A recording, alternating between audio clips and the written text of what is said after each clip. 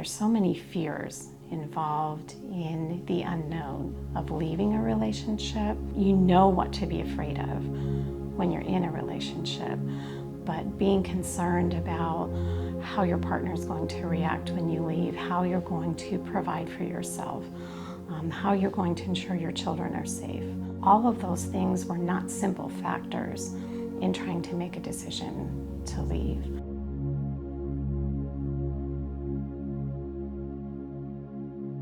If you or someone you know is not feeling safe, either in your home or in any relationship, please don't hesitate to call our helpline at 724-775-0131. We have trained counselors on staff 24 hours a day.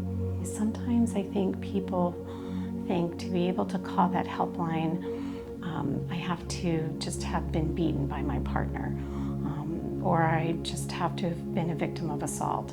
And that's not the case. The helpline's available to anyone experiencing any form of domestic violence or sexual assault. And domestic violence in particular, there's a lot of emotional abuse, a lot of coercion, technology that's used to control and isolate people. And so at any point in time, if someone is unsafe and just needs someone to talk to about their options, that's a good time to reach out.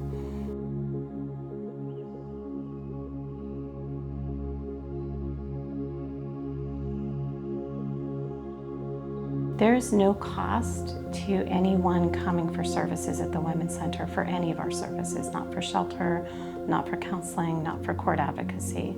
There's no limit on the number of sessions that someone can receive. Healing from trauma is not a just straight linear process where you go from A to B. Healing from trauma takes quite a while, especially for someone who's been living in a traumatic environment for many years. When you talk about the Women's Center of Beaver County, people immediately think of shelter. Shelter is kind of our foundational program. So when the agency originated clear back in 1976, it was a group of volunteers who were basically getting together to try to address the fact that there were no services, no justice for victims of domestic violence and sexual assault. Over the years, the center has grown dramatically. We're much more than a shelter at this point. We actually provide comprehensive counseling, advocacy, helpline, transitional housing, and shelter services to both victims of domestic violence and sexual assault. There are people that come in for one night until they can make some arrangements, leave an unsafe environment and go somewhere where they're going to be safe. And then we have people come into shelter who have so many barriers in life. They literally walk through the door with nothing.